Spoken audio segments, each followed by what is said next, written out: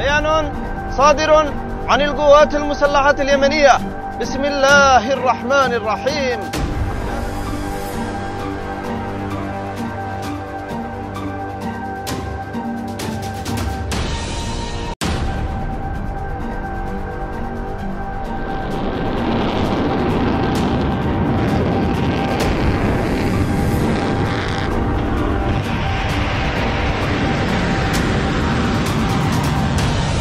अस्सलामुअलैकुम नाज़रीन, middle east से एक के बाद एक तहलका मचाने वाली खबरें सामने आ रही हैं और इस बार सारा मंजर यमन से लरज उठा है। हुती मुजाहिदीन ने न सिर्फ बेन गुरियन एयरपोर्ट को दोबारा दहला दिया है बल्कि 750 टन हथियार जब्त करके एक बड़ी खलबली मचा दी गई है। लाल सागर के अंदर ये बड़े कारनामे को अंजाम दिया गया और नाज़रीन बात यही खत्म नहीं होती। एलात बंदरगाह बंद हो गया है, इजराइल की समुद्री नसों पर वार हो चुका है और सोशल मीडिया पर वायरल हुई वो तस्वीरें जिनमें यमनी क़ियादत फ़लस्तीन के नक्शे पर मुशावरत करती नजर आ रही है। वो बता रही है कि कोई बड़ा प्लान तामीर हो रहा है। तो बने रहिए हमारे साथ क्योंकि इस रिपोर्ट में आपको दिखाएंगे वो सब जो गोदी मीडिया छुपा रही है। वीडियो को आखिर तक जरूर देखिएगा क्योंकि यमन की ये फतह सिर्फ जंग नहीं है बल्कि रेजिस्टेंस की तारीख बनती जा रही है जिसकी कई सारी अपडेट सामने आई है। जहां पहली खबर देख सकते हैं, यमन की जंग में नया मोड़ आया है। नाज़रीन, मिडल ईस्ट से एक और बड़ी अहम खबर सामने आ रही है जहां यमनी कुव्वतें यानी कि नेशनल रेजिस्टेंस फोर्स NRF ने हुती बागियों को भेजे जा रहे ईरानी हथियारों के सबसे बड़े जखीरे को जब्त कर लिया। सेंटकॉम यानी अमेरिकी सेंट्रल कमांड ने यह बयान में कहा है कि NRF ने 750 टन से ज्यादा आला दर्जे के ईरानी हथियार बरामद किए जिनमें एंटी शिप्स और एंटी एयरक्राफ्ट मिसाइल दर्जनों warheads, drone, engineer, air defence system, radar और इस्तिलाल उपकरण शामिल है। नाज़रीन, जिस तरीके से वीडियो और तस्वीरें सामने आई हैं, ये NRF कोई मामूली तंजीम नहीं है बल्कि इसे लीड करते हैं जनरल तारिक साले जो यमन के साबिक सदर अली अब्दुल्ला साले के भतीजे हैं और ये यमन की तस्लीम शुदा हुकूमत से अलग काम करते हैं। सेंटकॉम के commander general Michael Erik Kurilla ने यह साफ तौर पर कहा है कि ये इंटरसेप्शन साबित करता है कि ईरान आज भी इलाके का सबसे बड़ा अस्थिर करने वाला मुल्क है। हुतियों तक हथियारों की रसद रोकना, इलाकाई अमन और समुद्री रास्तों की हिफाजत के लिए लाजमी। और नाज़रीन, इस बात को समझना ज़रूरी है कि ये वही हुती हैं जो गजा की हिमायत में लाल सागर में अमन का ताना बाना तोड़ चुके हैं। 6 जुलाई को उन्होंने लिबरल फ्लैग्ड शिप को समुद्र में डुबोने का काम किया और अब तो ये भी रिपोर्ट सामने आई है कि ईरान ने अपने बैलिस्टिक मिसाइल और ड्रोन टेक्नोलॉजी का हिस्सा हुती इलाकों जैसे कि सदा, हजा और सना के नज़दीक मुंतकिल कर दिए। पर दोस्तों, जिस तरीके से दावे किए जा रहे हैं उसने यकीनन खलबली मचाई है और इस रिपोर्ट से भी पर्दा उठ गया है कि भैया ईरान क्या कर रहा है। ईरान किसी की मदद नहीं कर रहा, पर इस खुलासे ने खलबली यकीनन मचाई है। और दूसरी तरफ ये महज एक सियासी ड्रामा तो नहीं है ईरान के ऊपर चढ़ाई करने का, कई सारे सवाल खड़े हो रहे हैं।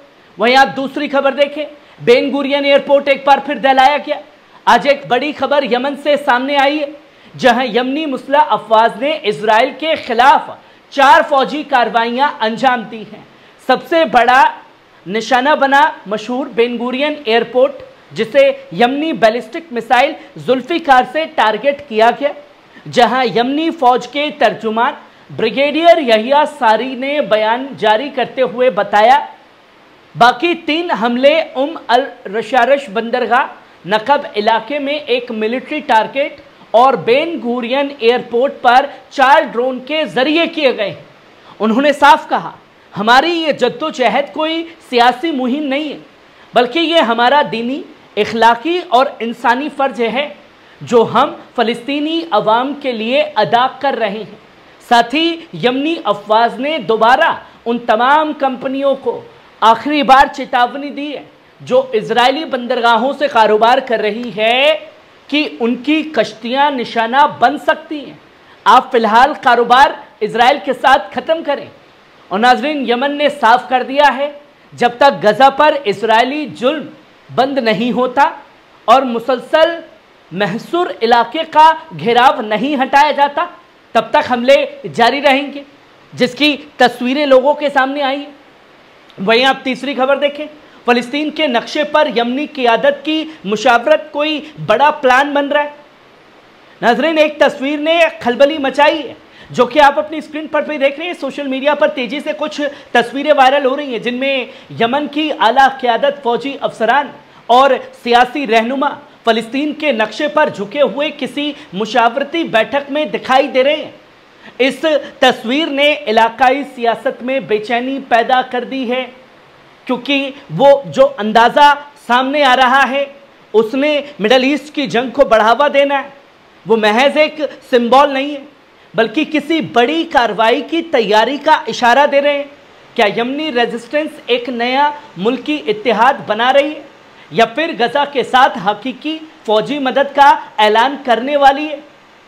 नाज़रीन, ये तस्वीरें इस वक्त जब इजराइल गजा पर खून खराबा कर रहा है, तो यमन की ये हलचल बताती है कि जवाब देने की बुनियाद स्कीम तामीर हो रही है। जो तस्वीरें सामने आई हैं वो महज एक नक्शा नहीं है, बल्कि रेजिस्टेंस का नया नक्शा राह बनता दिखाई दे रहा है, जिसने इजराइल को खौफ में डाल रखा है। वहीं आप चौथी खबर देखें, इलाद बंदरगाह हुआ बंद। नाज़रीन, इजराइल के लिए एक और ज़बरदस्त झटका सामने आया है। इलाद बंदरगाह अब मुकम्मल तौर पर बंद कर दिया गया है। 20 जुलाई से यहाँ तमाम ऑपरेशंस मुअत्तल यानी कि सस्पेंड कर दिए जाएंगे। इजरायली शिपिंग अथॉरिटी ने बताया कि यमन ने जहाँ धमकी दी थी तमाम कंपनियों को, अब इलाद म्यूनसिपैलिटी ने बंदरगाह के बैंक अकाउंट्स फ्रीज कर दिए क्योंकि करों की अदायगी नहीं हुई थी। अब हालात ऐसे हो गए हैं कि बंदरगाह चलाना मुमकिन नहीं है। नाज़रीन, ये बंदरगाह कोई मामूली तिजारती मरकज़ नहीं है, बल्कि लाल सागर में इजरायली दफा और समुद्री लॉजिस्टिक्स का सबसे अहम गढ़ है। और अब जब यमनी हूती लगातार ड्रोन और मिसाइल हमलों के जरिए इलाक और नकब के मिलिट्री अड्डों को निशाना बना रहे हैं, तो बंदरगाह का बंद होना इजराइल के लिए अमनो सलामती का बहुत बड़ा खतरा बन चुका है। 2024 में यहाँ की आमदनी में तकरीबन 80% की गिरावट दर्ज की गई थी और गजा जंग के बाद यहाँ वहीकी और कार्गो ट्रैफिक तकरीबन ठप हो चुका है। इलाद बंदरगाह जो कभी सुएज कनाल को बाईपास करने का अहम जरिया था, अब दिवालिया होने के करीब पर आ गया। क्या ये सबक नहीं है कि गजा में जुल्म का असर अब इसराइल के अंदर तक पहुंच चुका है, जहां मजलूमों की बद्दुआ लग रही है और यमनियों के मास्टर स्ट्रोक ने पूरी तरीके से कमर तोड़ने का काम किया है। नाजरीन, ये इस वक्त की बड़ी खबरें यमन से सामने आ रही थी, जिसे आपके सामने रखा। कैसी लगी कमेंट बॉक्स में आकर के अपनी राय ज़रूर बताइएगा। शुक्रिया।